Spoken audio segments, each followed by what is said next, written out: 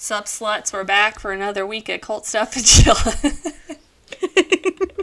That's a new one. Yeah, I mean, we're gonna switch it up this week, and just be really aggressive in our introduction, I guess. I don't know, you guys, not slut-shaming you, that's a term of endearment. Wear it as a badge of honor. Yeah. No, these. we fully love sluts. Yeah, we except love sluts. Except for Vladimir Putin. Yeah, he's like a bad slut. Stupid slut. He's not even the good kind of slut. He's just a slutty slut. Anyway, he's just slutty for Ukraine. I feel we're all just Zaddy Zelensky in a weird mood this week because obviously that's happening. We're all like clenching our assholes super tight, waiting for fucking nuclear warfare. So that's been a fun thing, mutually happening. Assured destruction. Mm-hmm. And like I say this as an American who is sitting in middle America, where it's not like directly affecting me, but we're all just like a little bit fucking worried about it, to be quite honest. Well, I'm worried about Zaddy Zelensky because, like, honestly, if something happens to that man, I will fly over to Russia myself. Putin can catch his hands, yeah. He doesn't want this smoke. Mm-mm. Hell no. Guys, I've been drinking a little bit, just so we're clear. I have not really. I had half a glass of wine like 6 hours ago. It's a Friday night, so I've got the jumbo size claw. And I'm a child, so I have the jumbo size claw, but I also added a little bit extra grenadine to it because I want it to taste exactly like Kool-Aid, and it works, just so you know. Black cherry, White Claw, add a little bit of grenadine, it just tastes like cherry Kool-Aid. So. Lessons by Devan. Yeah, you're welcome for that. Hot tip of the day. Also, okay, but side note, did you know that grenadine is actually made with pomegranate flavoring? It's not cherry. Mm-hmm. I did not know that. I mean, if you get like cherry flavored syrup, then it's cherry. Mm-hmm. But if you get grenadine, it's like, I think that's French or a derivative of the French word for grapefruit. I think mine is specifically cherry flavored because it's not like grenadine brand. It's like a red syrup of some sort. I'm pretty sure it's specifically cherry flavored because I'm a baby and I like baby food. Cherry syrup does slap though. I mean, so I don't know. I like a good syrup, like a good cough syrup flavor. Okay, I don't know why. Don't drink cough syrup, but I also love the taste of cherry cough syrup. Mine's great. Oh man, like the Dimetap that used to be like more liquidy, less syrupy, and just have like a hint of alcohol. Like that was the one thing about being sick. I love that grape Dimetap. I don't think that they make it like they used to anymore, probably because they don't put codeine in it. Maybe that's why I liked it, but I have like a vault of tastes that I remember, and that's one of the things that I'm like, oh my god, I could go for some. I used to really enjoy the bubblegum flavored ones. Oh, like the amoxicillin? Mm-hmm. But it didn't taste like bubblegum. To me, it tasted like strawberries and cream. Yeah, it was a very strange flavor profile that I look back on and remember fondly. So, yeah. You know, there's that. As a child with chronic ear infections, like, that was my shit. I was frequently on amoxicillin, so. Hell yeah. Anyway, I don't know how we got from World War III to the fucking flavored cough syrups, but here we are. That's shouldn't be surprising at all. Child drug abuse. Yeah, so anyways, World War III, not fun. If by some chance you're in Ukraine, you're not if you're listening to this. We have like not very many listeners, but be safe, guys. Like, that's the one thing that I've learned the most. I, like, knew nothing about Ukrainian culture before this started happening, which is, like, sad because I'm an American and I'm uncultured swine, but they have, like, hearts of gold and balls of steel. Like, that is the Ukrainian DNA and genetics, so yeah, I mean, they were just, like, the liberated Soviet front. They got the shit end of the stick with Chernobyl, and the Soviet Union's just like, that never happened. That never happened. Guys. But, yeah, they're just...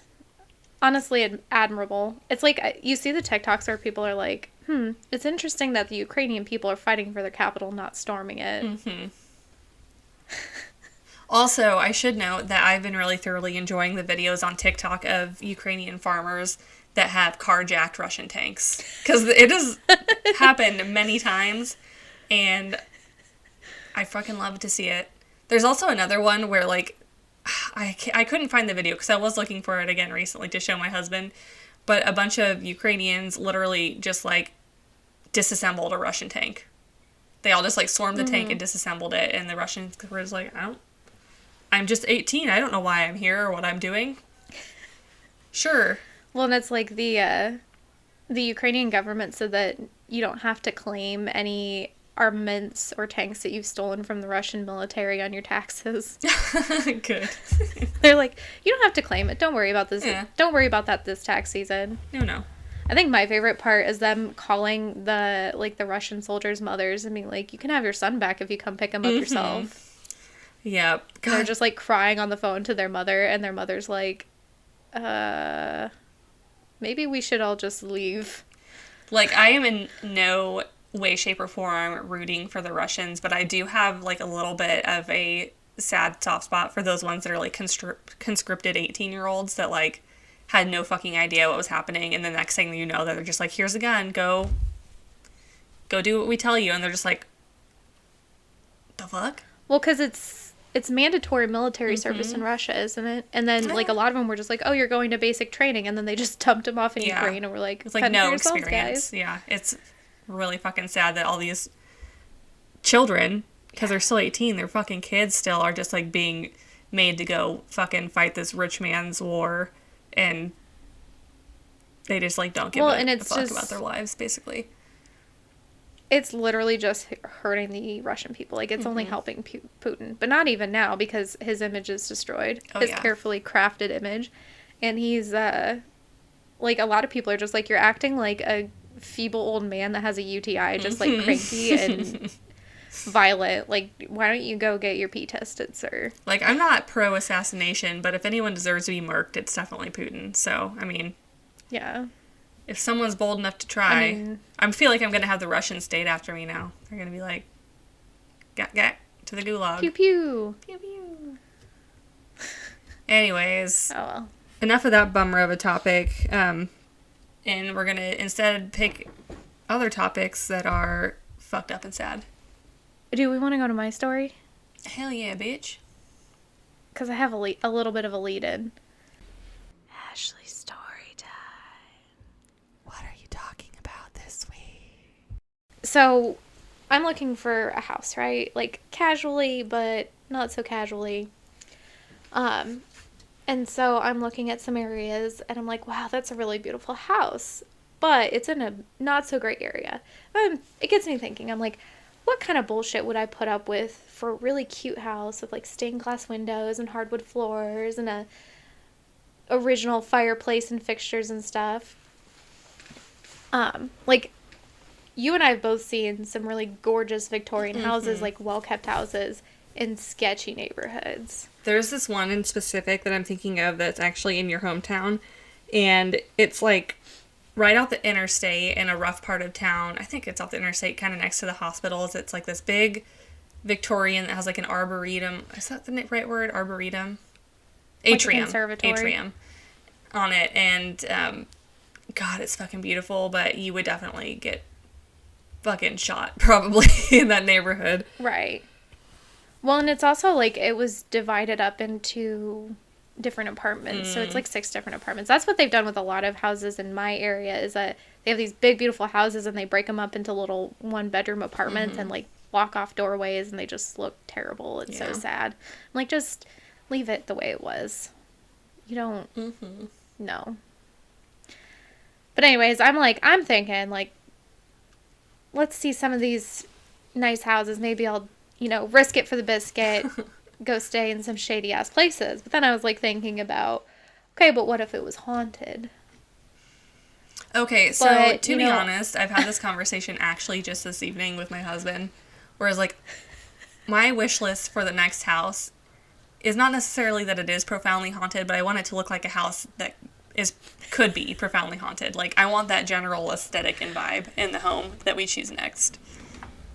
Like, you could live in a murder house if it had a sunroom and hardwood floors, right? Oh, yeah. Like, maybe, like, a clawfoot tub. Yeah, like, even if there's maybe some, like, questionable staining on the floor, there's nothing a good, like, nice Persian rug. When I say Persian rug, of course I mean the knockoff ones from Target. But there's not a lot that you can't cover with a good rug. And, like, exactly. A house with some character. Put a runner on it. Yeah, put a runner over it. Throw some paint. Or, like, the twist doorbells that are mechanical. I die. Of course, I would still have, like, a Ring doorbell, because I need to see who's at the door before I even approach it, but if it's not DoorDash, go away. That's my opinion. Right. If you're not bringing me prezzies or food, I don't want it. Although I do enjoy a good discourse with the Jehovah's Witness. I had... Or, Mormons. So many, like, I don't know if they were necessarily Jehovah's Witness, but I had a lot of, like, church solicitors come to my house in Virginia, but not a single one when I actually moved to the Bible Belt. Maybe they can, like, sense that I don't want them. Anyway, sorry, maybe they saw your front yard display at Halloween and they're just like, not that one. They're like, not that one. We've lost her to Satan. She gone. So, you and I would probably move into a murder house. Like, I've lived in profoundly haunted houses. So that's exactly what the subjects of today's story did, is they moved into a spooky, scary, haunted house in Amityville. Bum, bum, bum. Also known as the Amityville Whore House. Hell yeah. But in my notes, I have it like whore house. Like, there's some whores in this house. There's some... Oh, man. That needs to be the fucking remix of that song. So anyways, the Amityville Whore House is a stately Dutch colonial single-family home. It was originally built at 112 Ocean Avenue in Amityville on Long Island by John and Catherine Moynihan. They built it with a center hall floor plan, which, to be honest, is the superior best floor plan. There's nothing like walking into a house and just seeing that big flight of stairs. Like, also being able to chase your siblings around the house or, whatever with a knife. Like, oh, peak. Nothing like it. Peak. So the house boasts 5 bedrooms and 4 bathrooms. At one point it had a swimming pool. It still has a boathouse with an attached 2-car garage, and the house has a beautiful sunroom and terrace. It's located off a canal, hence the boathouse, and it's handsomely decorated in a classically colonial style inside and out. The most iconic part of the house, the front, used to have quarter-round windows at the top, giving it a sinister jack-o'-lantern appearance. But those have since been replaced by regular square windows because the owners were like, this is too recognizable, this is too iconic. We just want to live our lives in peace. I'm Googling a picture of the Amityville Horror House. Also, fun fact, it's blurred out on Google Images, along with a neighboring house, which is a similarly built colonial house. So they, were just called Google and said, you need to blur this out. We don't want anybody to see us or know where we live. I guess I can't also say the street address. Yeah. Well, and at some point, the street address was also changed to discourage visitors and nosy Nellies. So, that's such a bummer. Those windows... I'm sorry, I just saw the original pictures with the rounded windows, and they look so cute. Like, for a little bit of character, and now with the new windows, it just looks terrible. Like, I would have just left it. That's my rich girl dream, is to be able to own the Amityville Whore House and just... Oh, man. Honestly, I would make it a bed and breakfast. I was just going to say, you should buy the house, turn it into a brothel, and have it just called the Amityville Whore House. That'd be great. We just gotta wait for prostitution to be legal in New York, which... Thoughts and prayers, who knows? It's not that far off.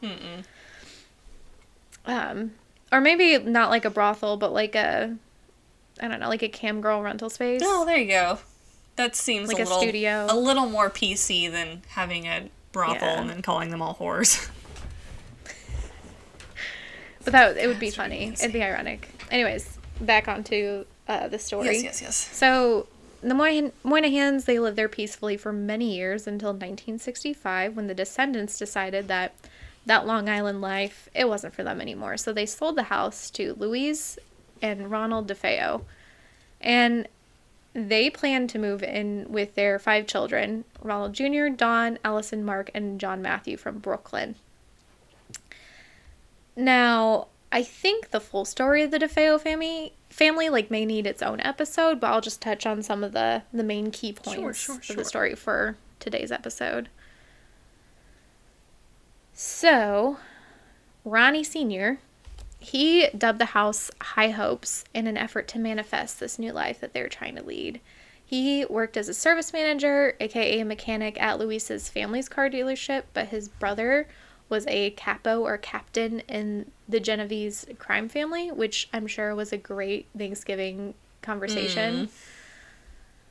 However, despite their best aspirations to be sort of keeping up with the Joneses, the reality of life for the DeFeo family was not as nice as they had hoped, with allegations that Ronnie Sr. had a wicked temper and he engaged in verbal and physical abuse, behavior that was later corroborated by their neighbors. So, his son, Ronald Jr., also known as Butch, was one of the main targets for Ronnie Sr.'s rage.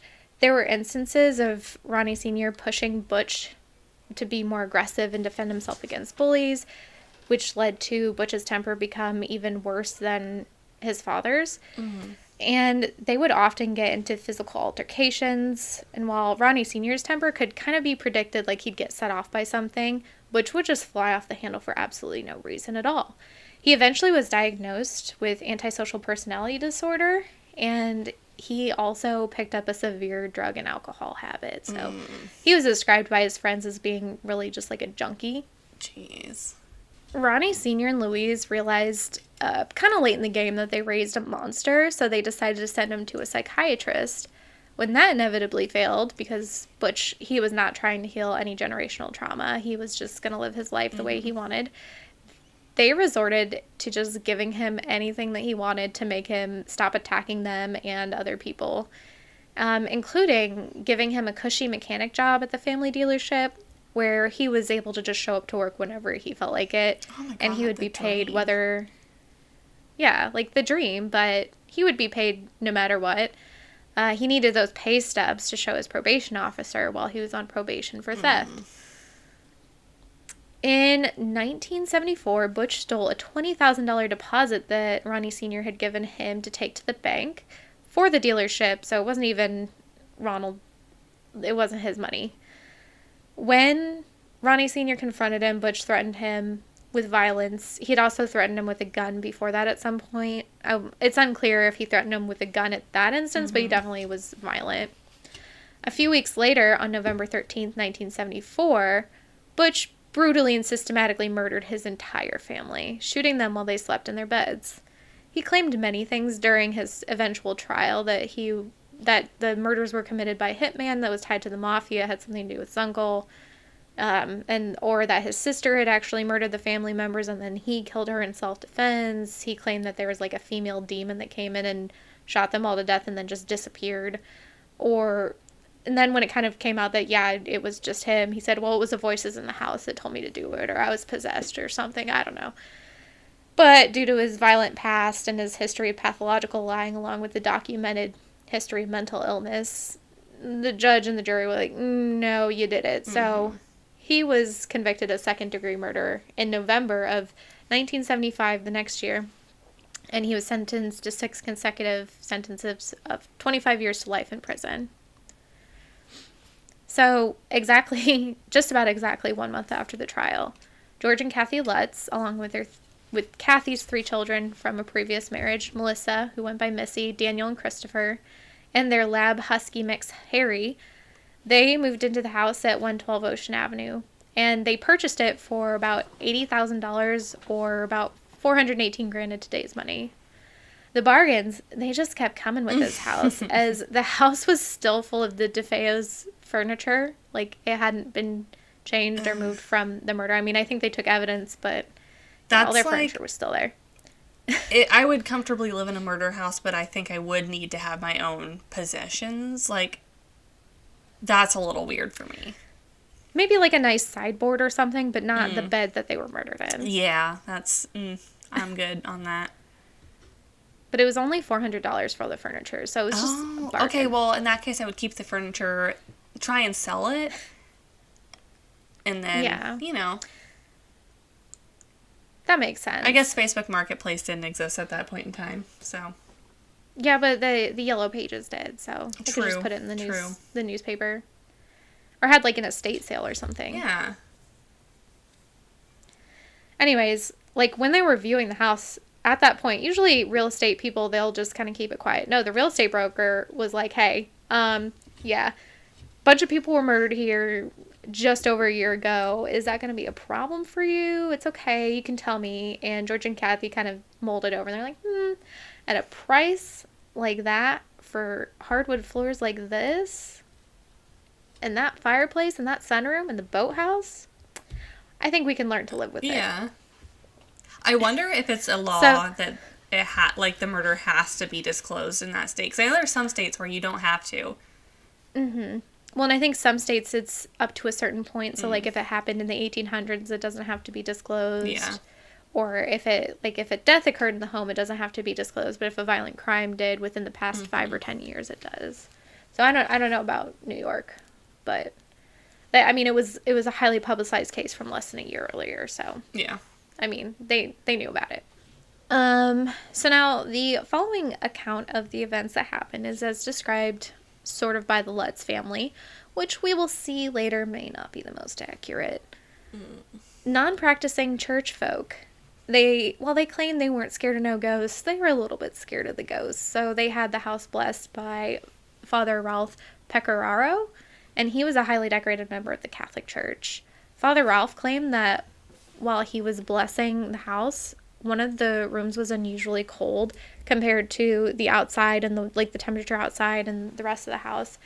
And that when he started doing the holy water thing, he heard a disembodied voice shout at him to get out, that he was shoved, and other weird stuff happened, that he had his hands break out with sores similar to a stigmata, and that when he called George to be like, hey, yeah, some weird stuff happened. You know, there's a room here that maybe you can still use it, but maybe just don't sleep in it. It's a little creepy.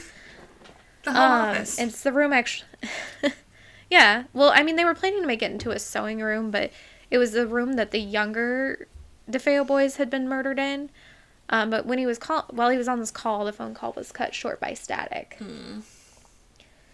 So yeah, can't even warn him. It's the classic horror movie trope that, you're getting cut off from communications. Which, honestly, this case is the basis for a lot of horror movie, especially, the haunted house trope in pretty much every, horror movie created since then. Yeah. So, the Lutz family, immediately upon moving in, they began to report some not-so-chill things that were happening inside the house, including, the usual haunting things, disembodied voices, the impressions on furniture, someone was sitting on it, but it was invisible, the feeling of being watched or touched, cold spots in rooms, rocking chairs rocking when no one was sitting in them. But there was more that happened. They claimed that green ooze would just seep from the walls, which, okay. That black stains would appear on toilets, that swarms of black flies would appear even though it was winter time, and then they would kill some and then they would just disappear. That the garage doors were taking on a life of their own, opening, slamming, and closed, instigating the dog, the dog almost choked itself trying to attack the doors. Kathy reported not just being touched but also hit and scratched by invisible forces. Kathy also claimed that she put up a crucifix in the front room, and it would spin around until it ended upside down and then began emitting a sour, foul smell. On one occasion, George reported hearing what sounded like a marching band in the front room, and when he went to investigate, he found all the furniture pushed to one side, which is just okay. Okay, I know it's supposed to be a scary haunting, but that's kind of delightful. Imagine, the haunting... I don't know why this is just what my mind immediately goes to, but imagine having your house haunted, but the haunting is literally just a tuba falling and you boop, boo, boo, while you're walking around, just making you feel like a fucking fat ass. The ultimate rude haunting. But, like, it would still be funny. It would be comical. Oh, yeah. But it's just, like, random. It's like, okay, that's weird. Mm-hmm. There was another instance where George said that they had, like, a small stone lion statue that was on the first level, and it started moving around, like, to the second level, and, like, he would bump into it, and it would bite his foot, and he would have, like, teeth marks on his foot. And he's like, but then I would go back the next day, and I'd be back downstairs. Like, okay. George had seemingly started to lose his mind. He was waking up every day at 3:15 a.m., which was the same time the DeFeos had been murdered.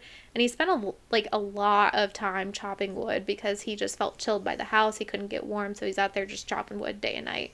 Which I think is in the movie about this house with, like, Ryan Reynolds, is he's just out chopping wood all the time. And, you know, Ryan Reynolds chopping wood. Sidebar, have you seen the guy on TikTok where his entire TikTok account is just him, like, looking handsome and chopping wood? Yes. He comes up on my For You page at least once a day. And if you're watching, sir, thank you. That's what we need in these trying times. Right. I appreciate you and all you do for the society and for millennial women like myself that just want to watch a man chop wood. Exactly. God bless. That's on the wish list, is must be able to chop wood. Although I could chop wood. I in the next house need to, like, make that part of the wish list is a wood burning fireplace so that I can be like, husband, go chop some wood. Yeah, I mean, if you move up north, though, it'll be really easy because every house has a wood burning fireplace. If I get sent up to Wisconsin or something, the dream. Or, like, Minnesota. Have, like, a house by the lake. Have a husband that's out back chopping wood. You're just inside sitting by the fireplace with the cats. That's all I want is to be sitting inside by my wood burning fireplace with my cats watching TikTok as my husband's outside chopping wood and I'm sitting inside watching men chop wood on TikTok. It really does hit different, though, like sitting in front of a wood-burning stove or a fireplace or something. Like, there's something just so cozy about it. I get the hype. Mm-hmm. Anyways, back to the haunting. Yeah, sorry. So the children were experiencing some behavioral changes. They started sleeping on their stomachs, which they had not done before, and that's, again, how the DeFeos were found when they were murdered.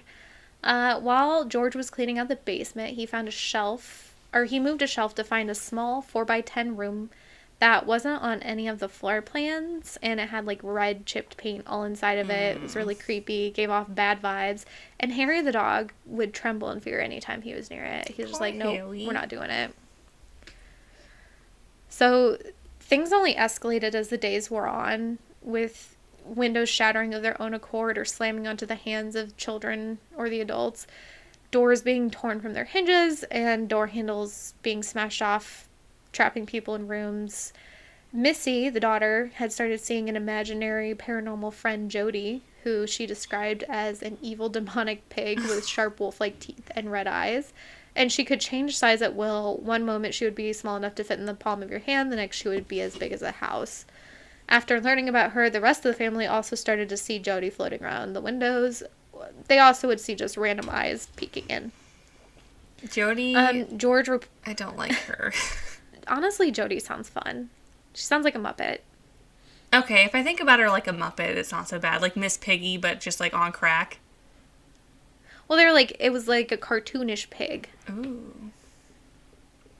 I mean, you know what? We're not going to talk about my childhood imaginary friends. Let's just go past that. I'm just going to picture Jody as Miss Piggy, but, like, the meth addict version of Miss Piggy. I'm picturing it just like the vampire version. Like, you know how they do the, like, Treasure Island and... Yeah, like, they put on the costumes for the bit. She's just a vampire. Okay. I have come around on the idea of Jody. See, me and my dog teeth, we can really relate to Jody. You got those vicious chompers, my guy. Sharp, vicious chompers at my orthodontist that look like dog teeth. Yeah, which, love that for me. Anyways, so George, the stepdad, reported finding cloven hoof prints in the snow. And he's like, that was probably from Jody. One night, the last night that they were there, George woke to find Kathy levitating over the bed, her face having transformed that into that of an old woman. The children also reported that night they had woke up to see each other levitating, like, on their beds in the middle of the night, but their bed was also, like, up in the ceiling, and, like, their floorboards were, the feet, kickboards, whatever at the bottom of the bed were touching the ceiling. It was just, like, they were just floating all over the place. George and Kathy also claimed that they saw the figure of a demon with half of his head blown out. So, like, that stuff was kind of going on the last night. So, about 28 days after they moved into the house, George and Kathy, they were experiencing all of the stuff. They also experienced something that they never talked about. It was, like, so scary, it was so traumatic.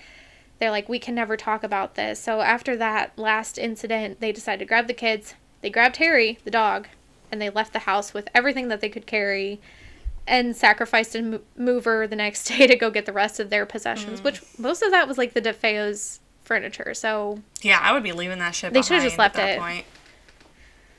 Like, I would have been like, I'll have an estate sale. People can come in and pick it up themselves. I'm not. Nope. So, but he went in. He said, I didn't see or feel anything. I just moved their shit. Yeah. And it's often speculated by people who believe that this is real, that this is like a, demons, ghosts, whatever, that George was possessed by a demon and he tried to murder his family the last night. And I think in one of the movies, he actually kills the dog, but that didn't actually happen. Like, that sweet baby, he got out of the house, he was fine, he lived a good life. God bless. He did not get attacked by no demon possession people. Hell yeah.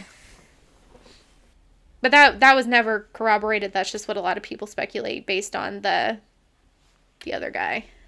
So this is where it goes from just being like a fun story to being just ridiculous. So the Lutzes, they get with the local TV station. They're like, this house, it's so haunted. It chased us out. You should probably have some paranormal investigators come in, which this was the heyday of, like, the psychic paranormal investigators.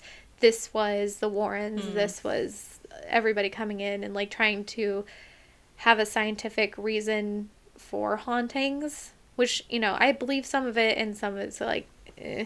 Yeah. You can tell some of them are just in it to, like, make a buck, and then others are like, we're gonna actually, so what's the one, Taps? Yeah. So I really enjoy them because they are always like, no, it's just this random household thing. Just your faucet is loose, like, you gotta replace it. It's coming on at full blast because this thing, like, we used to be plumbers, ma'am, we know, but... Oh, I forgot there's that they used to be plumbers. Here. God. Yeah. I love those guys. I wish they would... Are they back? For some reason, I thought they were getting another show. Maybe it was wishful thinking. Bruni, I think, has a show and a podcast. That might be it. But I think that Grant did come back, because Grant's my favorite. He's a little cutie. Mm-hmm. But I think Grant and Jason were doing some investigations, too, maybe. I love those guys. I don't know. Fuck Zach Baggins. I don't know. Taps is the supreme. But he's entertainment. Like, the thing about Zach is that it's not scary because it's so ridiculous. That's true. Like, if I want to watch legitimate ghost hunting, I'm watching Taps. If I want to watch someone be absurd in a haunted place, I will watch Zach. So, one of my aunts, who I think sometimes listens to this, she went to, like, a talk with Taps, and they were like, we actually get a lot more footage, but we are just kind of, we don't want to show it to people because they would be really scared. We don't want people to be scared. We want them to, like, enjoy it. We want it to be a good experience, not a scary experience. Yeah. So I'm like, I want to know. I need to see the archives. Like, please share with me your paranormal secrets. Is anyone from the Taps crew single? I don't think so. Can I slide into... I think they're all, like, married with children. I said, can I slide into the DMs, but it would be on not my behalf. Clearly. As a married woman. Maybe we can, like, catfish them and just be like, hey. Can I... Okay, I'm going to sidebar us. Speaking of catfishing, I just want to share with y'all a story that I heard that I don't know how much... accuracy it has. However, I've been hearing reports of women in the Ukraine, and this is like when everything first started hitting the fan, when the Russian still had their phones on them. But apparently the Russian soldiers were on Tinder because they can't control themselves, and they were like looking for Ukrainian women, and so the Ukrainian women are like catfishing them and getting their location and like giving it to the Ukrainian fighters. So God bless. Yeah, I guys. saw that too. Love that. I believe that though. Women, like, we're not maybe historically the best at physical warfare because we've not been given the chance, but we will psychologically ruin you. We will play the long game. We will catfish you on Tinder.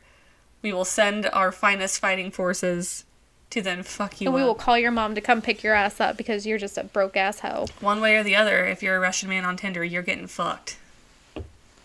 That's the moral of the story. All right. Sorry. Back to paranormal investigators. That's good though. So the TV station, they schedule a paranormal investigator sleepover at the house, including inviting the Warrens. So Ed and Lorraine, they roll up with their posse, bunch of other people. So they're doing all this investigation. They've got the infrared cameras out. They're doing like their demonic possession, I don't know, like the beep beep beep beep. Ghost hunting Kiki time. Exactly. So the psychics and the paranormal researchers, they put on the show for the TV station. You know, many saying like, oh, I felt so sick, or like, I felt like I was physically attacked. I saw a dead child. I saw the pig. I saw Jody the pig. Lorraine and Ed, they claimed that there was substantial psychic evidence of a severe demonic presence right from the bowels of hell, just living its life at the house. Ed famously was quoted as saying, "This is as close to hell as I'll ever get," after he had been pushed to the floor while doing some kind of religious exorcism provocation thing. Had he ever been to Kansas? I mean, you know what's in Kansas, though? The Sally House. Oh, shit. Where at Kansas? Hang on, I'm Googling it. I don't know. I want to see how close I am. Maybe I can convince a day trip. Ooh, let me see how close I am to the haunting. Sally House. Atchins. Oh my god. That is like an hour from me, and I have to drive right through there to get to... You know what? Every time I drive through this town, I have to drive through this exact town to get to and from my hometown or my husband's hometown. And I'm always like, why did all these banners say it's the most mysterious city in Kansas? And now I know. Because it's haunted by demons. Be still my heart. How did I not know this? Oh my god. I think I just looked it up the other day because for some reason I thought it was in Ohio because like everything evil is in Ohio, but it's not. OMG. Okay, go off, Kansas. There's other scary haunted stuff in Ohio though, so don't worry about that. Yeah, well, Ohio is like... Ohio is Ohio. That's where the demon house is. Sorry. Yeah. Oh my god. Sorry to any of our listeners that might be from Ohio. I'm sorry. Can we start a GoFundMe for you to leave? Like, in all seriousness, it's a bad place. Like, fuck Ohio. Yeah, fuck Ohio. Anyways, so they didn't have really any... Back to the story. They didn't have any physical evidence of this. They're just, like, psychic. Now, they did have one famous photo taken, I think, by George Lutz with the infrared camera of a ghostly child with glowing eyes peeking out from behind the stairs.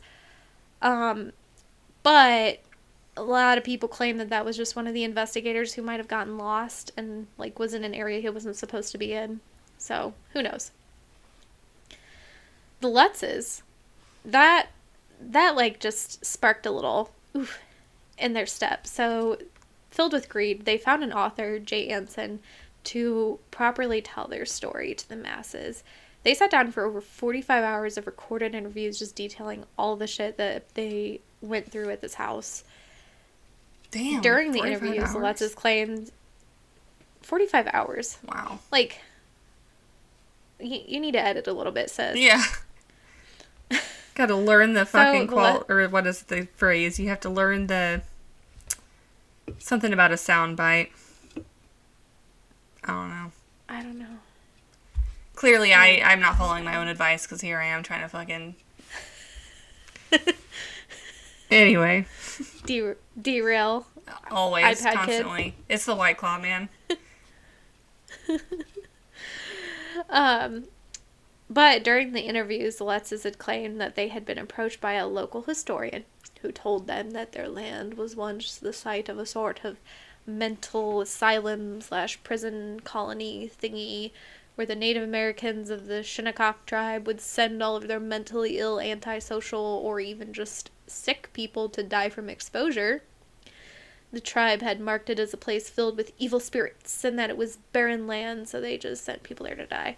Is that later, true? A psychic, who will go unnamed because obviously this is all made up, okay. He would go to the house and claim that he was channeling a Shinnecock chief who said that this was an Indian burial ground, and that he had possessed Butch to kill his whole family, and that he was the one who had chased the Lutzes out of the house so that they would get off of his land. So it's like, this Indian chief is the demonic spirit, according to this one psychic who, again, I'm not going to name him, I'm not going to give him the justification. No, I feel like being noticed. That is just like so stereotypical of haunting stories, is that it was on an Indian burial ground, or it's a Native American curse, or some bullshit like that. No. I think it just stems, like, I think one person started, I think the colonizers started it. Mm-hmm. They're like, well, it's an Indian burial ground, so it's cursed. It's like, not just because they were shitty at farming. Mm-hmm. There's also a claim that a man named John Ketchum, which once owned the land, like, back in the days, and that he had a cottage before the current house was built that he practiced black magic in, and it, like, something happened and he died, and he was buried on the property where his remains are still today. That's never been actually proven. So, the author, he wrote the book, The Amityville Horror, from these interviews, and it became a bestseller. It sold over 3 million copies. It was adapted into movies many times, spin-offs. It inspired American Horror Story, obviously Murder House, along with, I think, a few others, just bits and pieces. Other horror movies has borrowed generously from the tropes that are found in the book. So Jay claims that he stringently researched it, that everything has been corroborated, that he has physical evidence, that, like, he did his due diligence, but this story is entirely made up. Like, I'm going to ruin it for you here. It's entirely made up. So the Shinnecock tribe is closely related to Montaukett Nation. They were never, ever in that area to start. Like, the closest they maybe ever were was 70 miles away. They never would abandon their sick or mentally ill to die, ever. They wouldn't use an area with demons or dark, barren land as a burial ground, because their burial grounds are, their culture is, it's supposed to be sacred. It's not supposed to be a dumping place. You're to honor your dead, you're supposed to bury them in a nice place. Most importantly, Chief Straight Arrow Cooper of the modern Montaukett tribe explained in an interview that the tribe would never go into somebody's body and capture their soul and control them in a negative way. That's not us. Like, that what are you saying, bro? And this was back when it all happened. He's just like, what is this bullshit? Like, what is this racist bullshit? So, I mean, yeah, that's not true, obviously. But the other things could be, right? No. So the people who bought the houses after the Lutzes said there was no physical damage to any of the house, that it was all completely original fixtures, obviously, other than, like, small things here and there, but it wasn't doors being ripped off, it wasn't windows being smashed. They never felt anything spooky, demonic, or even slightly ghostly. No drafts, no mystery farts about the house. The most terrifying thing that would happen to them were the little nosy Nelly looky-loos that would come by to, peek in their windows, and they're like, that's scary, so they sued the Lutzes over that. Additionally, there were many details that were incorrect, like the dates of events, the car that they had at the time, the fact that the Lutzes said they had called the police many times while these events were going on with no calls from the house ever being recorded with the police department. They also said that during these calls they would like be on the call with the operator and then the phone would just go static and go out like it did with the priest. Again, never recorded. The hoof prints that had been reported in the snow were reported very specifically on January 1st, a day when there was no snow on the ground at all. It had been like kind of unseasonably warm, I think. The priest had said that he had never actually been in the house. He had spoken on the phone with George Lutz, but he had never been inside of it and he had never experienced any ghostly activity. Now, some people say, well, that's just because the church said that, you can either deny this or we're going to fire you or, we're going to I don't know what they call it. Excommunicate you. Close enough. I know there's like a specific term for... Yeah. So to top this all off, things really came out as untrue when William Weber, Butch DeFeo's defense lawyer, admitted that he had met up with George and Kathy Lutz, like, while they were in the process of purchasing the house. He had spilled a little trial tea, and they had a bunch of wine, like, drank multiple bottles of wine, and they started to form the story of like, oh, well, this detail of the trial, this could be the spooky ghost thing, or we could see the spooky ghost thing. They also spun up some non-supernatural events that happened, so maybe like a doorknob did fall off the door because it was loose. They're like, well, the door got ripped off its hinges. And then like them finding the red room in the basement, they're like, the red room was always used as storage. Like, it wasn't covered up. It was always there. It is on the floor plans. Like, that's easily debunked. The pig, the mystery imaginary friend demonic pig, it was like, that was the neighbor's cat that would sit in their window. And they're like, oh, that's a demonic pig. It was a cat. Which, you know what? Don't fat shame cats. I'm sorry. Oh, God. No, never fat shame cats. Well, okay, just kidding. You can call him a heckin' chonker, but you can't call him a fat, demonic pig. So, my mom's cat is kind of a fat, demonic asshole. And so I will fat shame that cat. She's very cute and very thickeroni and cheese, but oh my God, she's so mean. So maybe she is possessed by the devil. Isn't she nice to your mom, though? She's nice to my mom. She just doesn't like strangers. And she's like... And everybody's a stranger. Yeah. She's just a little bit, She fat. She's protective. She fat as fuck. Sorry, Mom, if you're listening. Your cat's fat as fuck. She's cute, though. All this stuff that came out, it eventually kind of led to a legal battle about, like, book rights and how the proceeds of the books and subsequent movies would be divided up with Weber, the author, another author that the Lutzes had been exploring but decided not to go with, and of course the Lutzes, which would be settled not in the Lutzes' favor. The information of the book, it came out that it was almost entirely fabricated, and it was confirmed in court with many affidavits being written to say, like, this was all made up, this isn't real, like, these people never visited, no historian ever came here and told you that this was Native American burial grounds. So, George and Kathy, for the rest of their lives, they said it was all true. They went to go take lie detector tests with, like, the 5th best lie detector administrator, whatever it is, in the nation. And it actually proved that they were telling the truth. So, they're like, yeah, see it? Got it. But also, lie detectors tests aren't. They're not even admissible in court. So, like, yeah. That doesn't prove a whole lot. So, moving on to the kids. So, Kathy's kids, George's stepkids, they are all in agreement that George is a piece of shit.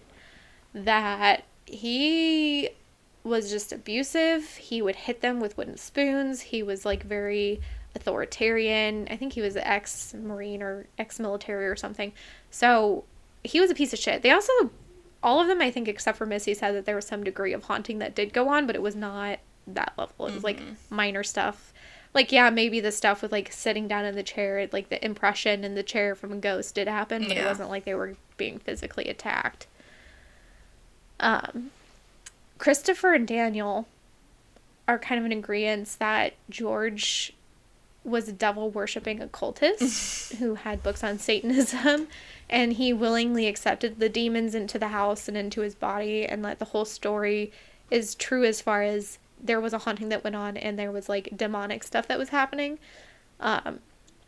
They also claimed that he, like, levitated stuff, like, levitated a spanner in the garage and, like, levitated, I think, something, he, like, levitated stuff, which that, okay, both of them say that at different times with different things. Before they even moved into the Amityville house, they both claimed that the events that happened at the house had an incredible impact of them well into their adult life. So they're like, this traumatized us for life. We can never get past it. They both have done interviews and stories. Missy, however, she's just trying to stay the fuck out of it. She's like, she is off the map, can't get a hold of her, living her best life, good for her. So George and Kathy, they divorced in 1988, probably because George is a piece of shit. George, Daniel, and Christopher at one point were, like, all suing each other because they wanted rights to the books, and then there was, like, copyright infringement, and then it was, like, a whole thing. Again, Missy was just like, I'm staying out of this. I'm not getting involved. I don't care. More realistically, many people speculate that George and Kathy had just simply made a bad investment, that even though the house was super cheap for the area, George was only a simple land surveyor at the time, and he realized in under a month that he could not afford the mortgage on the house and could not afford to heat that huge goddamn place. Yeah. So he decided to capitalize on it. William Weber's move for helping them, creating the whole story, was so that he could then in court turn around and be like, well, the devil made him do it for DeFeo. Yeah. Which, you know, he could be like, oh, you know, we already have this degree of mental illness, like the devil just pushed him over the edge. He claimed to hear voices. But, like, Butch was just kind of the antisocial piece of shit. So it didn't really go over well anyways. So George and Kathy Letts and Butch DeFeo, they've all since passed away. Christopher, one of the sons, changed his name, and he is now a air conditioner repairman and home renovator in Arizona. Daniel's a UPS driver. He's done some, like, he did a show, it was like My Amityville Horror, about his version of events. I think Christopher's the one that's more like, yeah, it was haunted, but it was just, like, little stuff. Daniel claims that, like, really crazy violent stuff was going on, but they both say it wasn't what George had said it was in the book, and, like, what their mom had said it was. Missy, again, she's off the radar. She stayed the fuck out of it. She's like, there wasn't any haunting, but, like, I was really traumatized by the family, like, all the family feud that was going on because of all these lawsuits over this stuff. Like, it was really fame destroyed the family, so I'm staying out of it. I'm going to continue to stay out of it. We were much better off before all this shit. Which, good for you, sis. Like, the only one with any sense in the family. Right. So, the house, and this is where I think that this is entirely made up, because I'm familiar with haunting. We love a good haunting. I think this is where everything is made up, because the house has been quietly inhabited since, long-term owners, at like 5 years or more, each subsequent owner. It's not like they moved in for a few months and then moved out. Yeah. It's not traumatizing. So, they didn't have any demonic activities. Like they said, the worst thing that would happen. Yeah, it sounds to me like they, upon touring the house, heard about the murders, or, like, knew about the murders when they toured the house, and are like, we can monetize this, so let's move into this house and then, like, have this whole fucking story that we come up with. Traumatize our children. Yeah. It's totally worth traumatizing your kids over, for sure. Well, and I can see them doing things that made it seem like it was haunted, or, like, doing pranks on the kids. Because, like, Missy, I think, is the one mainly who's just, like, there was no haunting. Nothing happened here. It was just, George was a piece of shit, and he was abusive. Well, and, like, it's really easy to scare us. Like, really easy to do things to scare kids, and, like, a child's recall. Like, mass hysteria almost, too. Yeah. If you're telling a kid that XYZ and is happening and you're their parent, a lot of the time they're going to be like, yeah, it's happening. Like, they're not going to question it because you're their parent. So, right. There's probably a lot of, like, false implanted memories on the part of, like, the parents to the kids. Right. Well, and I mean, most children don't actually remember their childhood. Mm-hmm. So it's like they say, if you remember your childhood, you probably didn't have a good childhood. Yeah.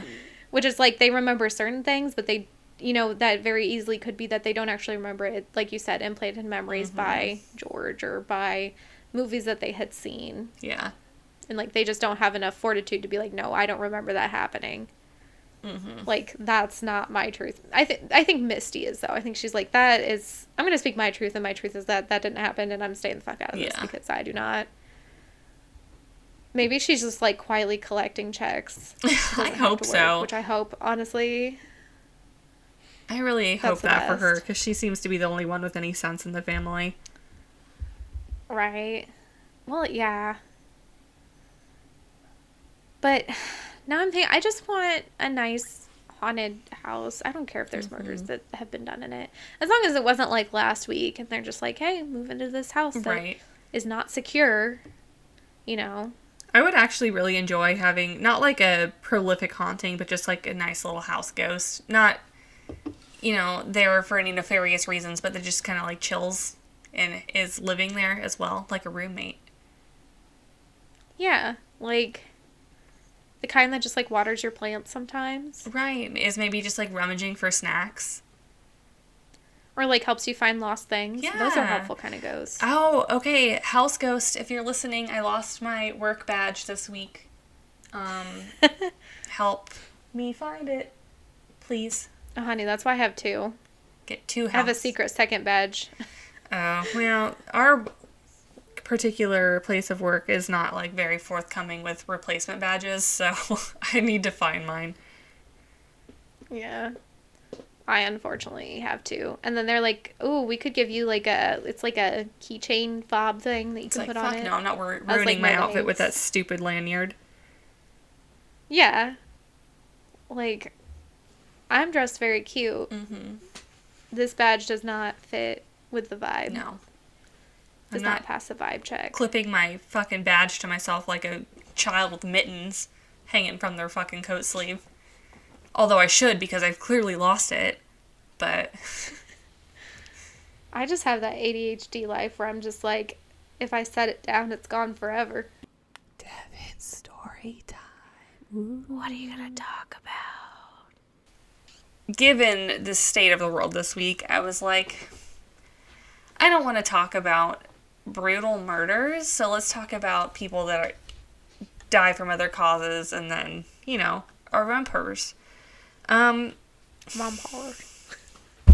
I'm so annoyed right now because my cat is driving me absolutely fucking insane. If she's not sitting outside the door, scratching her little heart out, that, guess what? The sound picks up in the mic and is very obnoxious. She's inside the door, scratching her little heart out. So let me just pick up this little fucking turd nugget and show her out to the camera. You should just get her, like, one of those static collars and just, like, when she starts to act like a fool. Not even, like, a shock collar. It just gives them, like, a static. All right, friends and family. This little hillbilly vampire is the reason we're having so many interruptions today.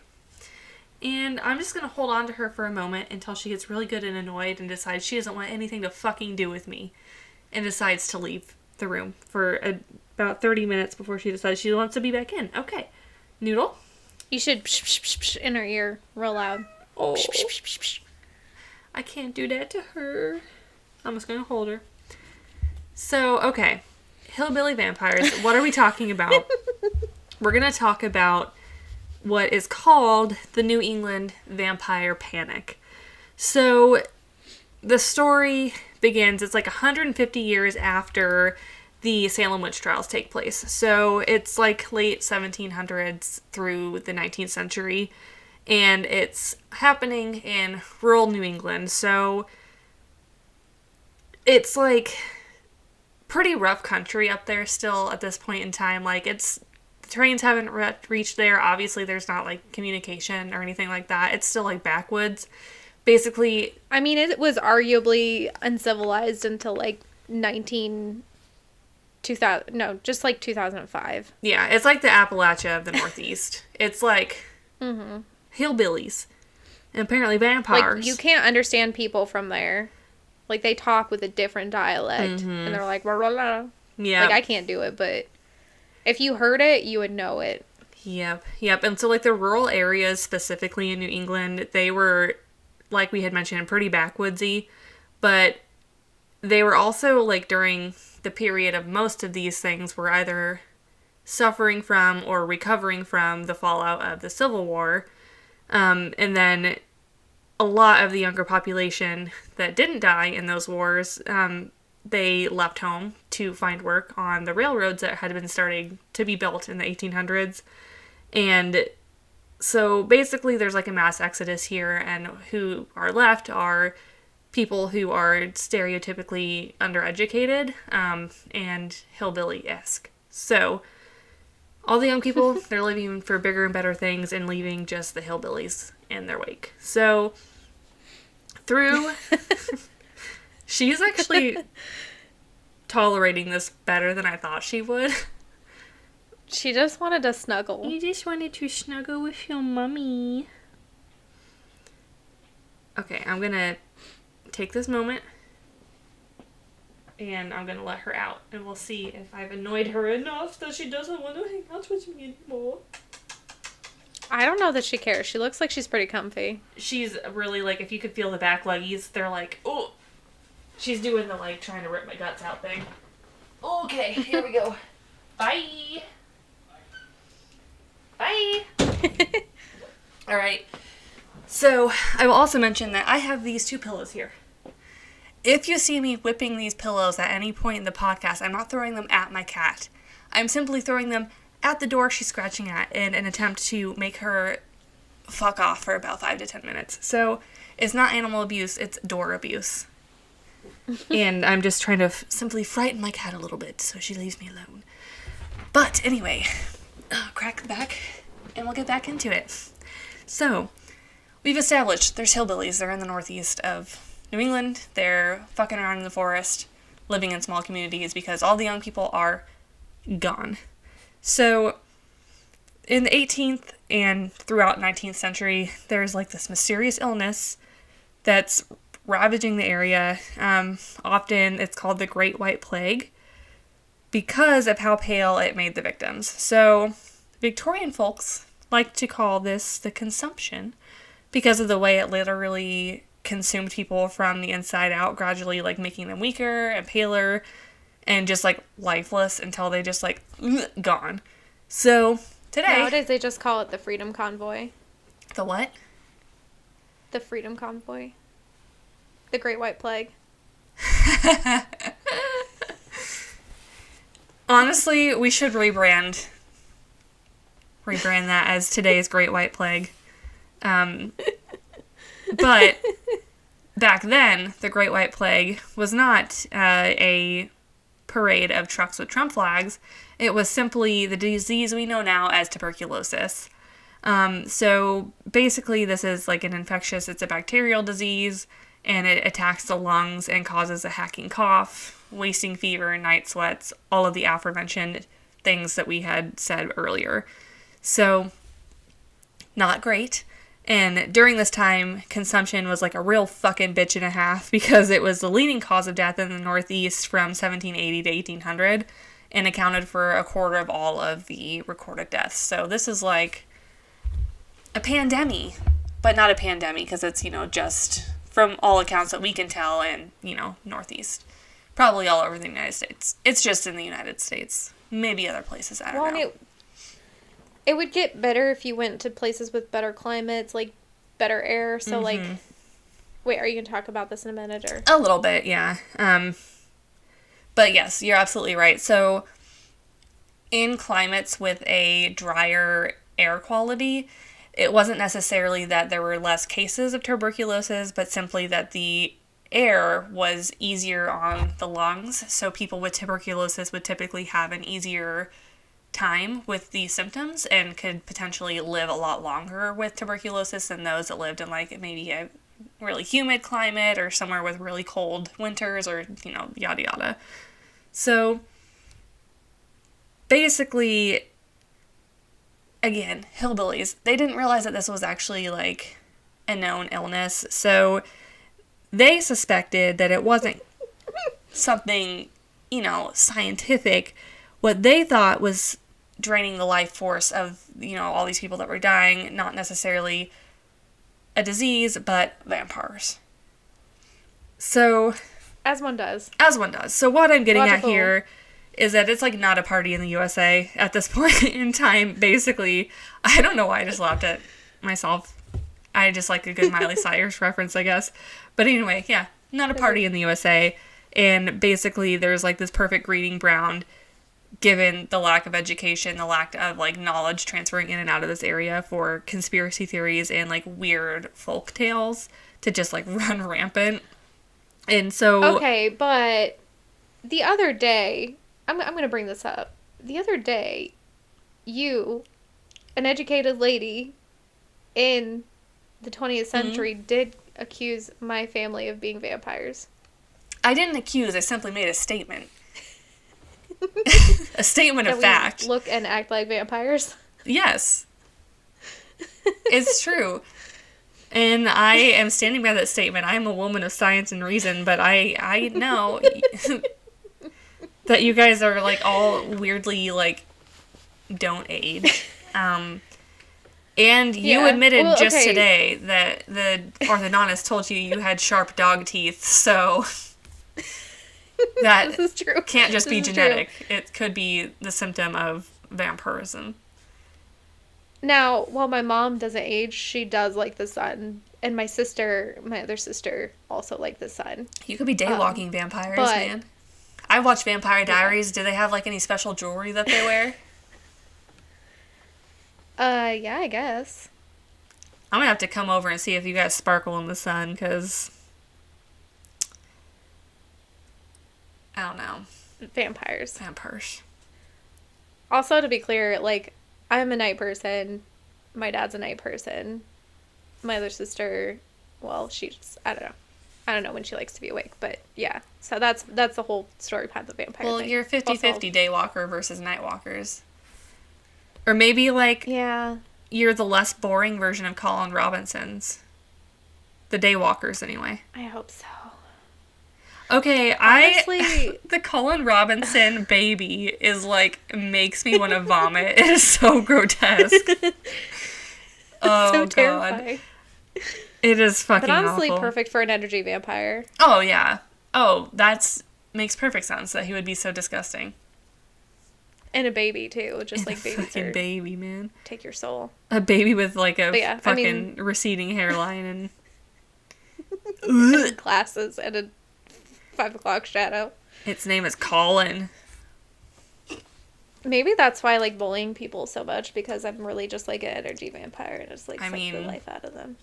I just like to watch them crumble. Yeah. Like I said, I'm a woman in fact. I only calls it as I sees it. Woman of science. I am a woman in STEM. Okay. Anyway.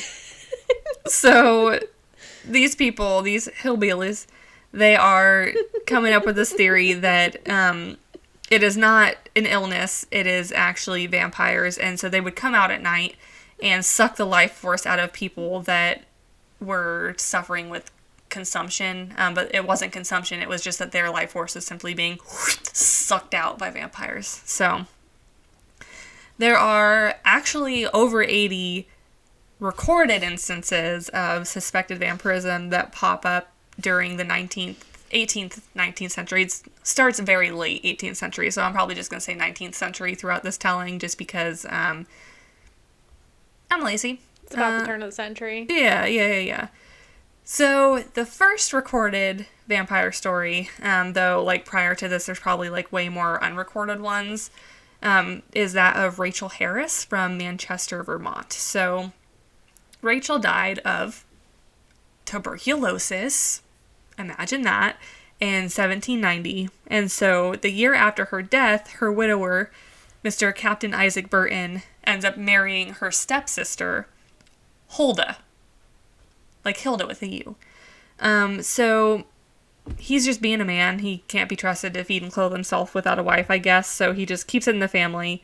And this has nothing to do with the rest of the story, but apparently Rachel was really good looking, because in statements from the judge of this town in regards to this whole case, he goes, Huldah was very healthy, good looking girl, but not as good looking as his first wife. And that's in the official records of this case.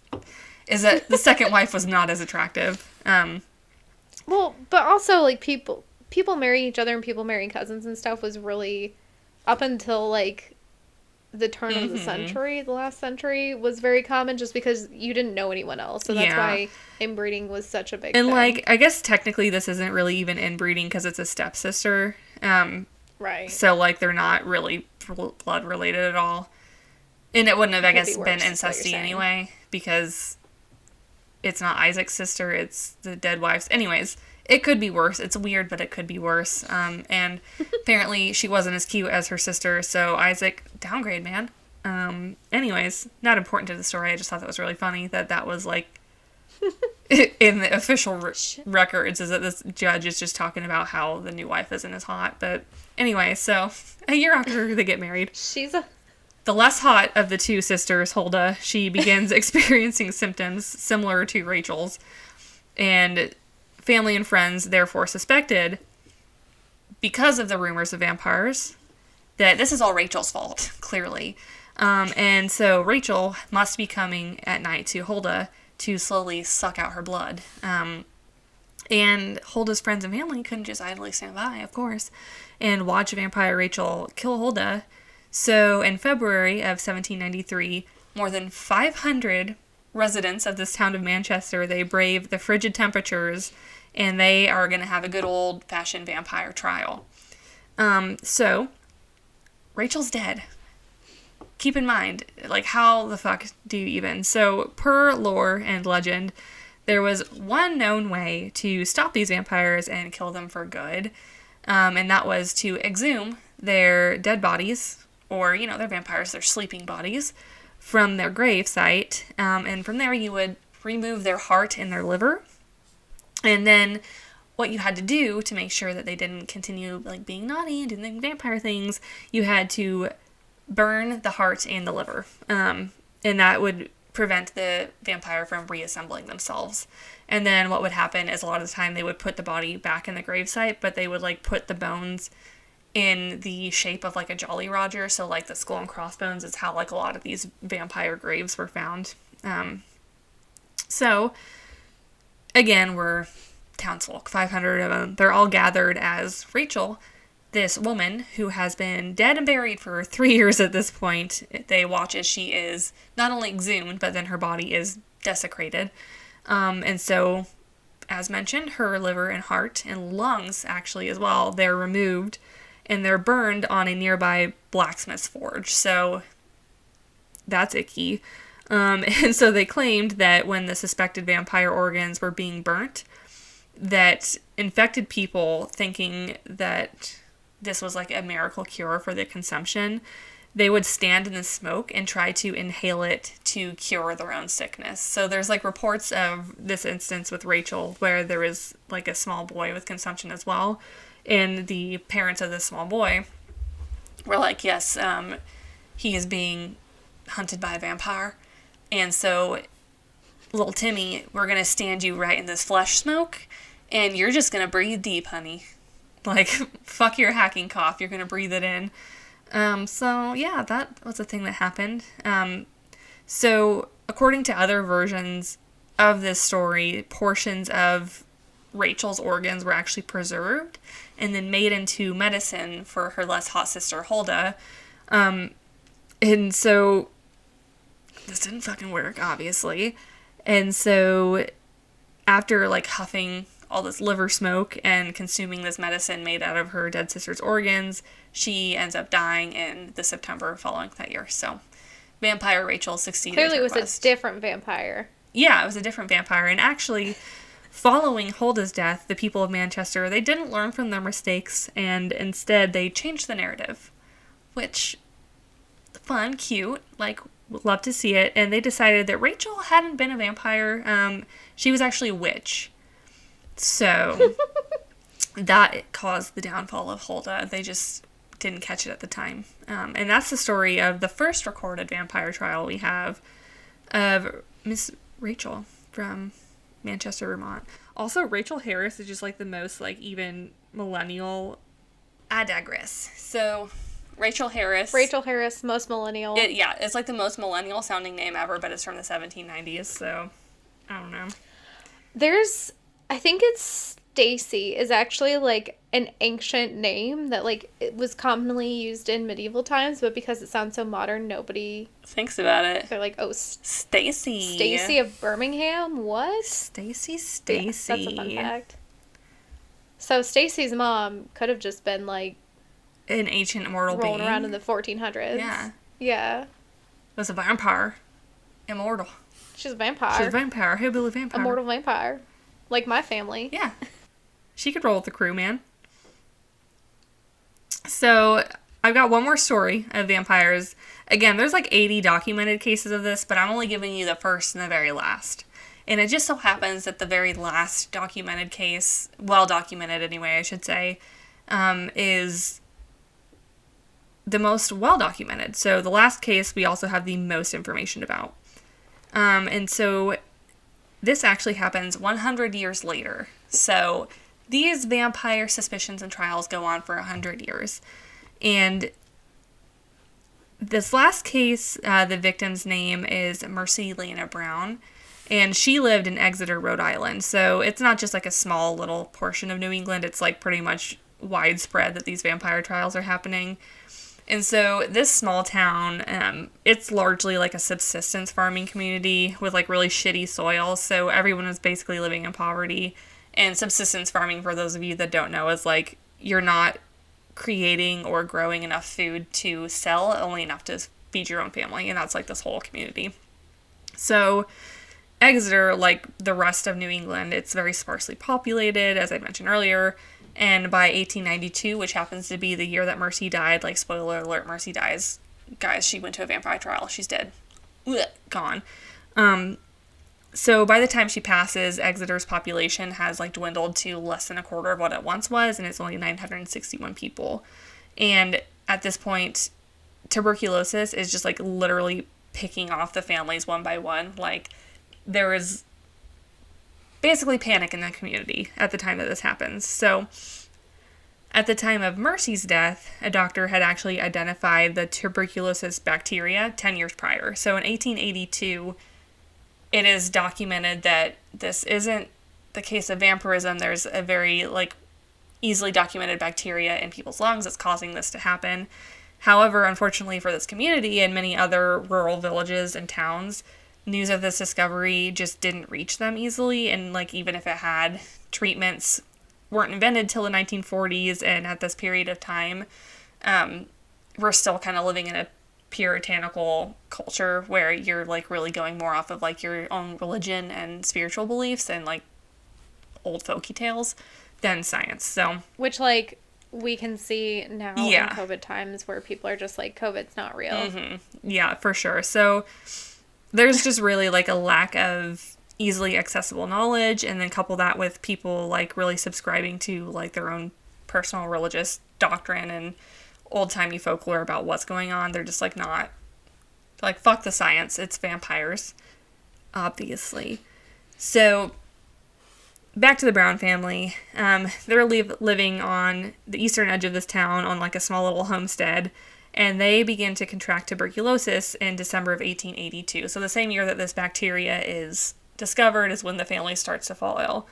So Mercy's mother, she is the first to pass, and from what we can tell, she passes in 1882, shortly after she contracts tuberculosis. Then the next year, her 20-year-old sister dies, and then within a few years, her brother Edwin falls sick too, and so he actually decides to leave town with his wife, and they do head to Colorado Springs. Like we mentioned earlier, people would do this pretty often because of dry air, and the climate was much easier on their lungs, so people thought that this would cure the disease, but really simply it just kind of staved it off until it eventually killed you maybe 5 years later instead of like 5 months later. Well, and like you hear bacterial disease, it's not like a virus, like it could be cured, but there's certain bacterial illnesses that just can't be cured unless you have like an antibiotic. Yeah, and this happens to be one of them. So It's a rough one, and it's a really common practice in this day and age for people to leave home for milder climates thinking that it would be a cure. And actually, you'll see, like, in history and even in a lot of the stories that we reference, what are they called? Like sanatoriums, where it's like basically they have TB wards, and they're usually popping up in like the South or places with a warmer, milder climate. And people would get sent there to try and like recover from this illness, but usually they just prolonged their suffering and then died later is kind of the vibe here. There was actually one that was like near my hometown that it was a mental hospital, and that's what they did. Mm-hmm. A lot of the asylums for, you know, mentally impaired people, which it could be, you know, a wife that talked back to a husband, or it could be a severely disabled person that, like, you know, was in a vegetative state after they got kicked in the head by a mule, or, you know, was just born that way. But they had the resources, and they were all self-sufficient because they were so far away from,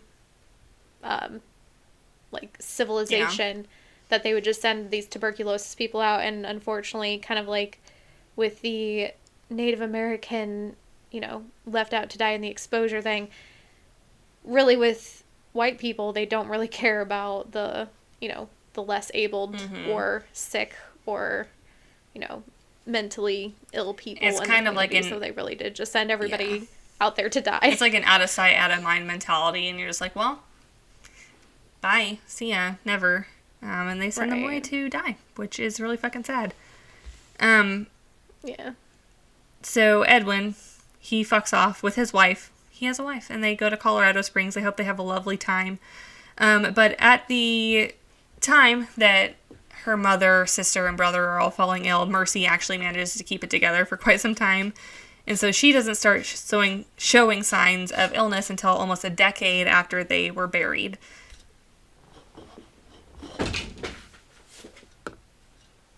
We have launched the first cat deterrent. We will see if it works. So, Mercy's tuberculosis is what people refer to as the galloping kind. So, like, I know for certain I read a lot of historical fiction, or used to read when I had fucking time in a life.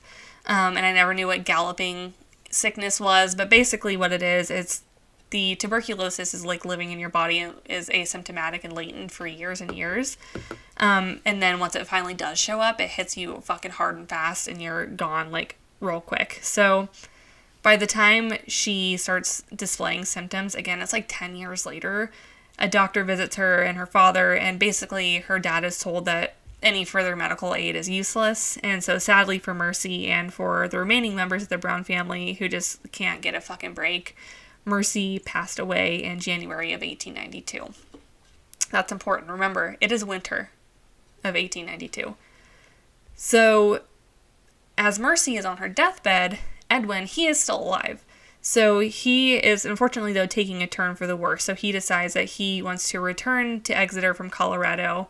And when he gets home, he's in a quote-unquote dying condition. And so local newspapers, again, it's a small town, when the golden boy comes back, they write about it. And so it's written that if the good wishes and prayers of his many friends could be realized, friend Eddie would speedily be restored to perfect health. But this is a small town, and as we know from personal experience and from other stories we've told on this podcast, small towns are fucking gossipy cesspools, and people are constantly talking shit. So some of the Browns family neighbors, probably scared for their own health, weren't happy to take, like, the thoughts and prayer route. And so several people approached George Brown, again, that's the father of the Mercy family, and they offer their own take on the tragic deaths that are befalling the Brown family. Perhaps something more nefarious was afoot, and maybe an unseen force of evil is, like, targeting his family. Perhaps a vampire was responsible for feeding off of Edwin's life force, and maybe one of the 3 Brown women wasn't actually dead, and instead was secretly coming alive at night and feasting on the living tissue and blood of Edwin. So that is quite the rumor to start spreading to a family that is experiencing great personal loss and tragedy, but here we are in 1892, talking shit. So, like, fuck your trauma. Yeah, fuck your trauma. There's vampires afoot. So the townspeople, they're all pretty much under the impression that they could save Edwin if only the vampire was caught and destroyed. And what... Was he like a hottie? Like, why are they trying to save him so much? You know what? He probably was. I just feel like... They're like, he got all his teeth. Edwin's got all his teeth. He has done traveled the world. He's gone all the way to Colorado and back, probably on a steam engine train. But yeah, so they're all trying to save their golden boy Edwin. And to do that, the vampire has to be caught and destroyed. And, you know, the way to do this, like we discovered and discussed before, they had to exhume the bodies of not just Mercy, but again, they didn't know which of the brown women it was. So they pull up all 3 bodies of the brown women, Mercy, her mother, and her sister. And again, mom and sister had died a decade prior. And so they want to check for fresh blood in their hearts, in their livers. And that's going to be the determining factor on who is the vampire of these 3 women. So in this fucking vampire-induced panic, the neighbors ask George if it's okay to exhume the bodies in order to check for this sign of quote-unquote life. George is a man of logic, and was actually not really one to believe in the vampire shit, allegedly. But at this point, he's just, like, desperate to save his living children. I didn't actually catch how many kids he had. I know that he has more than one living child left other than Edwin. So he's probably just like, I will do whatever I can, even if it's putting up with this vampire shit, because if it's real and we fucking kill the vampire, then my kids aren't going to keep fucking dying one by one. So he agrees to it. But he, you know, rightfully so, tells them that they can go ahead and exhume the body, but he is not present because that's just a lot to put a man through, understandably. And so on the morning of March 17th of 1892, again, keep in mind this is New England, it's still fucking cold, and Mercy has just died 3 months prior. They pull up the bodies, and as expected, after nearly 10 years, Mercy's sister and mom, they are at a very expected level of decomposition. They're barely more than bones at this point.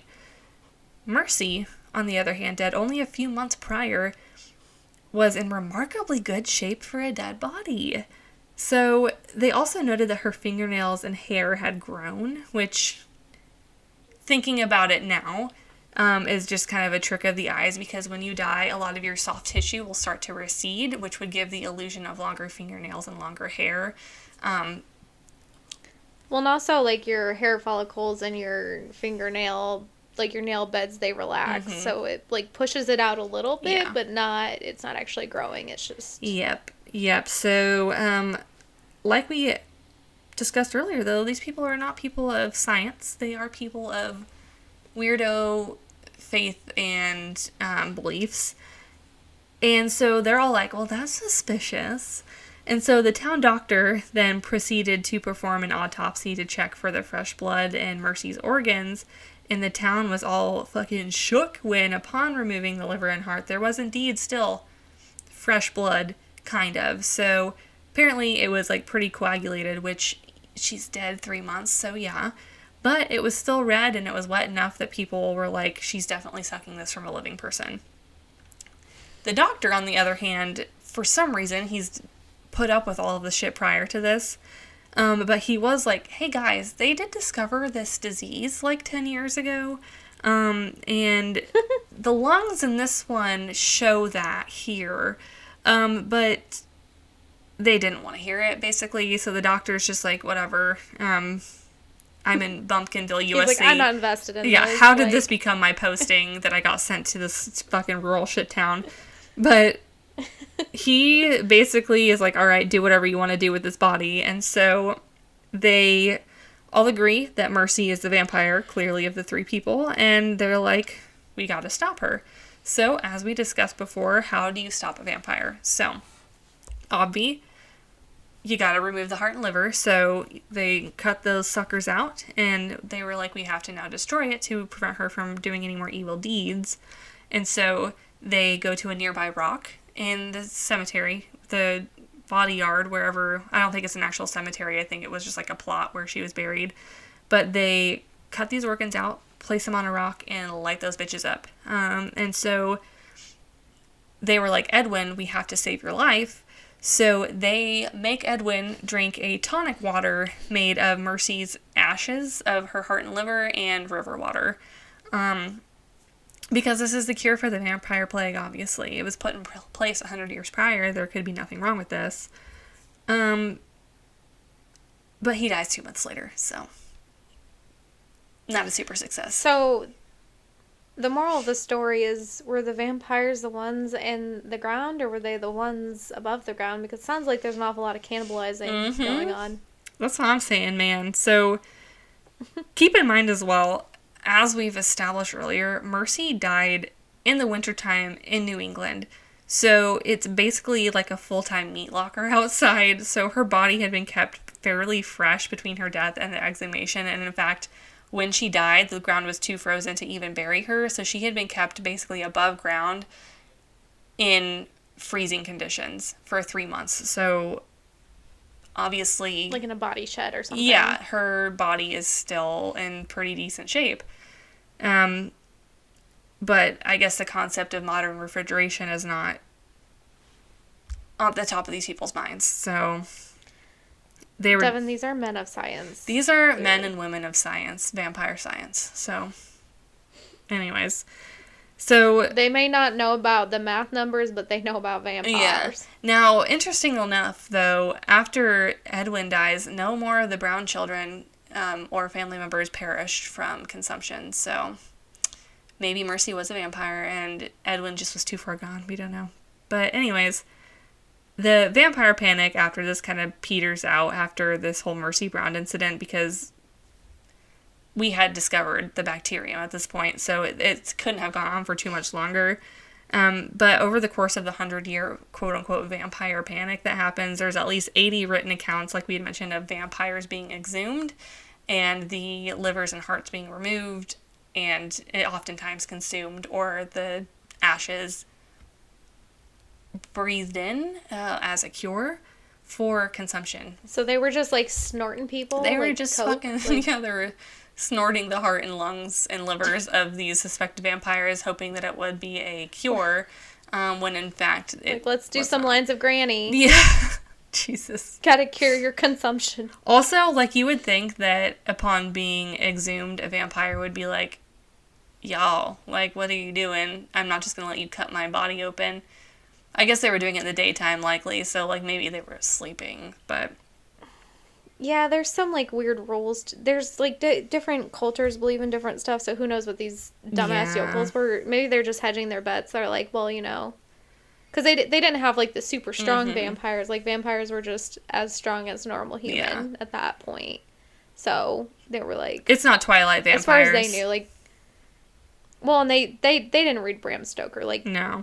And actually, people couldn't read. Fun fact, Mercy Brown, this whole case is the inspiration for a lot of those, like, turn-of-the-century, like, monster novels or vampire novels. I think she inspired, like, some H.P. Lovecraft work, which we don't stand H.P. Lovecraft because he's a fucking huge racist, but, yeah, she does serve as the the inspiration for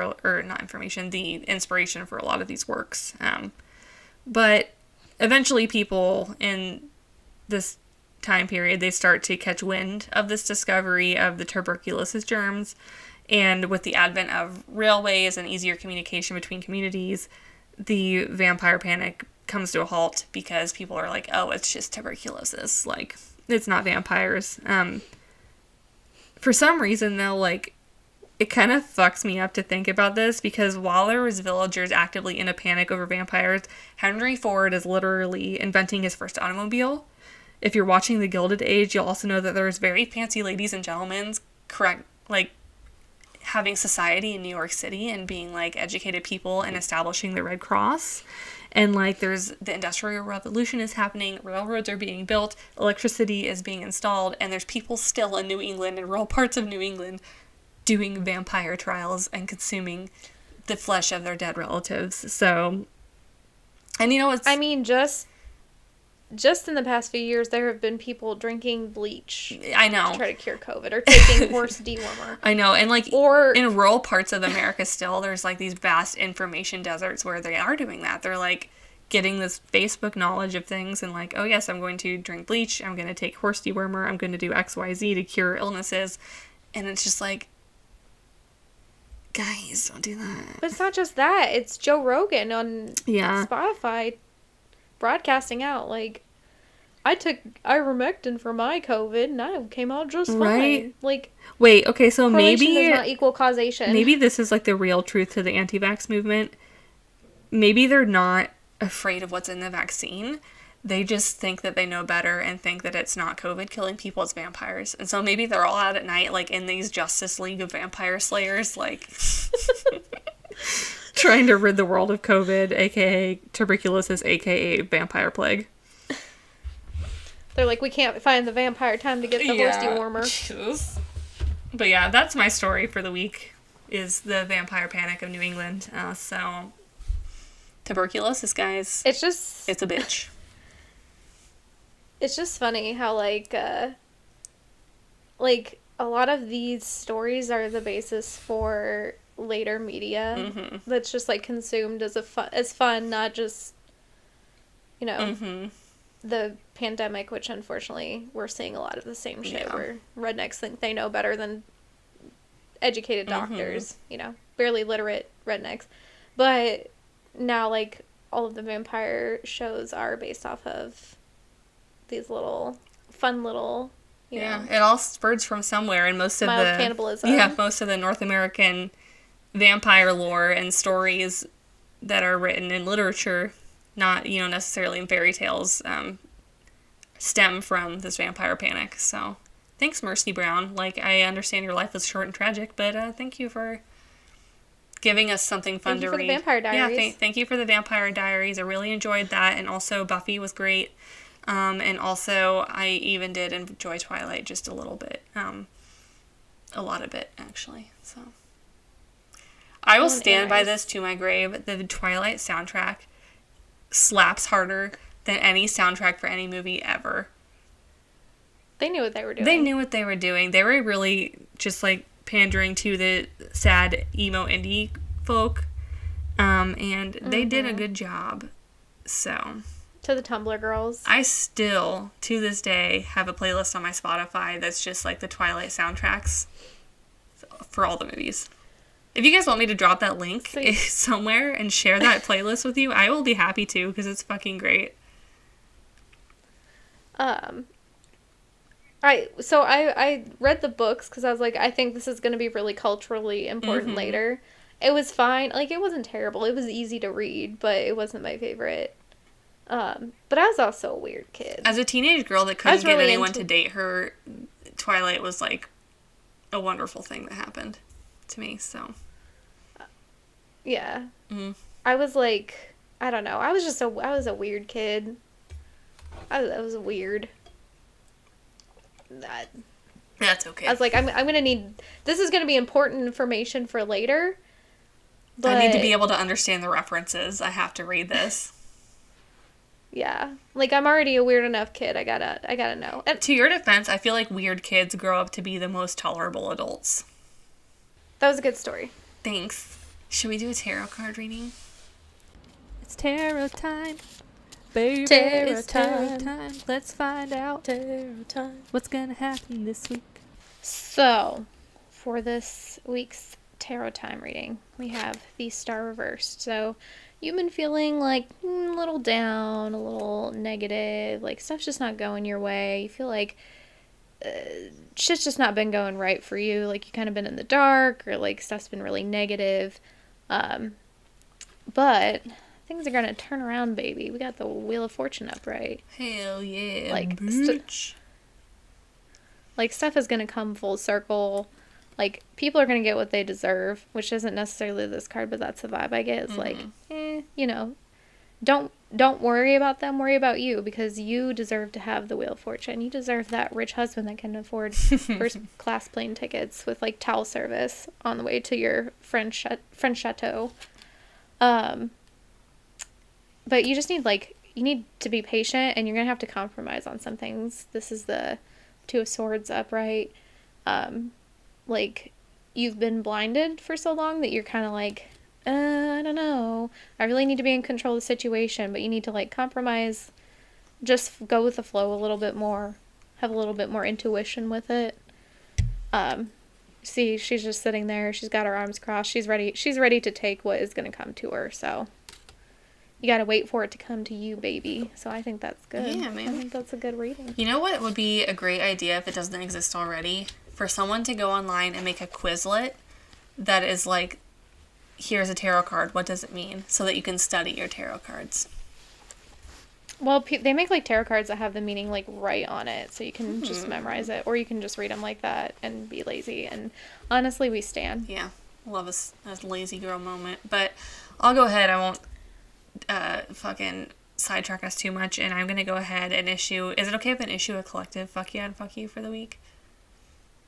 So, obviously, we established this earlier. The fuck you, Mr. Vladimir Putin. He can fuck himself and fuck off. And then I'm gonna say the collective fuck yeah are the Ukrainian people that are not only catfishing, but they're also stealing Russian military equipment with their tractors, and creating Molotov. They're causing mischief. They're causing mischief, like, and mayhem, and they're making Molotov cocktails like motherfuckers. Mischief. Like, they are out there doing the best, doing the most, and, like... We salute you. I wish we were offering you more support than we were. But I am not a politician, and so I cannot make that call, but... We are there with you in spirit, and I would love to throw a Molotov cocktail with you. So, we're here, baby. We're here. If you ever need a reprieve... Also, fuck yeah to Zelensky. Oh, yeah. Fuck yeah to Daddy Zelensky. You know what? He is Jeff Goldblum. He gives me big Jeff Goldblum vibes, just like he has soft hands. Like, and you know what? It's not even one of those things where he's, like, the most traditionally handsome man alive, although he is a handsome man. But it's just, like, the fucking, like, the attitude... the leadership, just, like, being a pure badass. Love to see it. Well, just like, he's honest. Yeah. Like, in interviews, he's like, well, that's Russia for you. Yeah. They're like, well, what do you say about this? And he's like... He's a man that spits in the face of danger. And we love him for it. He does. He's... As of the time we're recording this, like, there's already been assassination attempts on him. Could you imagine if Vladimir Putin assassinated Zelensky? Like... the hellfire that would rain down upon him. Well, we'd probably be in a lot bigger global conflict if that happens. So let's hope that it does not, because I think that's the last thing we all want. So, like, we don't want any of what's happening right now, but, like, for this to escalate outside of what it is right now would be, like, catastrophic for not only the Ukraine, but for everyone. So let's hope and pray that these fucking assassination attempts go absolutely fucking nowhere. Except for unless you're murking Putin, in which case I think everyone would agree that that's fine.